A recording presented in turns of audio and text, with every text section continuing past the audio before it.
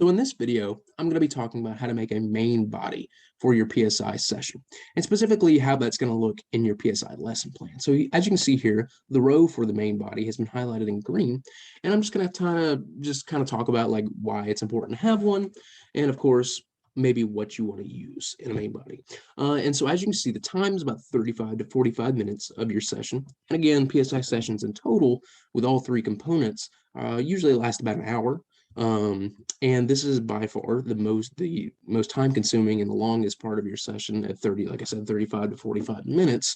And the reason there's that kind of 10-minute interval, or not interval rather, but kind of that 10-minute gap there between 35 to 45 minutes is because depending on how long your opening or your closing may go, it may shift a little bit, but the point is it stays the same, is that the main body is definitely going to be the thing you want to spend the most time on. It's like the body paragraphs of a paper or an essay that you're writing, right? It's where the most of what you're talking about or want to help students with is going to be. And so good things to use for your main body are things that kind of, and this is where I think openings and closings can be similar for different disciplines, but I think different disciplines kind of always have different kind of main bodies, and that may not always be true, but I definitely think for things maybe more like biology and maybe chemistry, for the main body, you're going to want to do more conceptual type things, especially when it comes to biology. Chemistry might have more mathematics type stuff, and depending on which course it is. But point is this class that I specifically do is physics, and it's mostly word problems, right? And you can also do different things. Good things that are conceptual based for the main body would be things like Jeopardy, and they have free online Jeopardy makers you can utilize to help make a good main body if you would like to. And I always think that's a good one. It takes some time to create, and it takes some care, and it takes effort to make those, which isn't always the most appealing thing to do, but I think that they're useful, and I think as a student it's always nice to have a Jeopardy or have a game to play. I think that's always something to do, because let's admit it, is no matter how old you are, we always like to be competitive and play games. So anyway, I digress.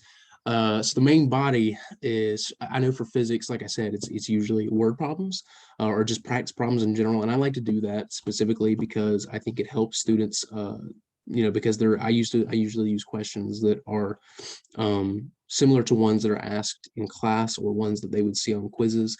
And I think that helps the students because especially when it comes to physics, it's not always super simple to kind of work on those problems on your own.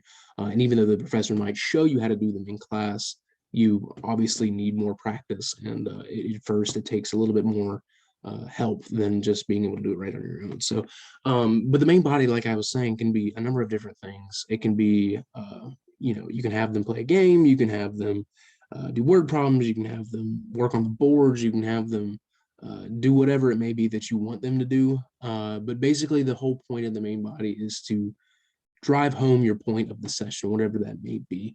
Me being in physics, if I'm having a session that's based on magnetism, I want to make sure that the bulk of my material that's going to be on magnetism is going to be in the main body. That is, the problems that are based on magnetism, the problems that the students may be working on in the class. And again, you can learn about maybe what those problems might be in your opener, as I kind of explained in a previous video. But the main body is basically going to work on those specific problems that students may have. And of course, you always don't want to just go in to a session in the main body and be like, okay, what is the what do you guys want to work on? Like typically what you'll do is you'll have something planned out before the session and then work on that. And then maybe if there's some time at the end, then you can ask students if there's a question in particular that they had trouble with, or something of that nature. But yeah, I mean, that's basically the main body in a nutshell. I can get into some more learning activities that I find useful for the main body in a later video, and some collaborative learning strategies that I can find. Hint, hint, I actually really like using clusters and maybe assigned discussion leaders for the collaborative learning strategy for main bodies, because I feel like that's the best way for practice problems to get done, which is what I like to use in physics, because I feel like it's just the most appropriate thing for this course. But again, somebody might see it differently. And again, this isn't a, what you should do. This is just kind of a recommendation type video. So it's just to kind of get your mind rolling. You don't have to do exactly this. And also one last thing I want to add is for the main body, I typically have, what I've started to do is I've actually started to use, and I mentioned this in the last video, is I use PowerPoints now. And you can use a Google Doc, or you can use a PowerPoint, or you can, make it a Google Doc and then put it in PowerPoint, whatever you want to do. And I think PowerPoints are really good for the main body, because that way you don't have to write the problems on the board, which can be quite time consuming at times. And so if you have those problems that are just projected on the board, then you can skip the whole length of you writing them on the board and just kind of work on them with the students. And you can have the students go up to the boards. You can have the students tell you what to do as you work on the board. And just important, yeah, basically that's the gist of it. So that's basically the main body. Again, to drive home the points, longest part of your session. You want to make sure what the session was based around is focused in the main body. And then if there's some time at the end, you want to make sure that you maybe help the students with whatever problems that they're having. So that's basically it. Thank you guys for watching. The next video, I'll be talking about how maybe to make a closing and what the purpose of a closing is. Thank you for listening.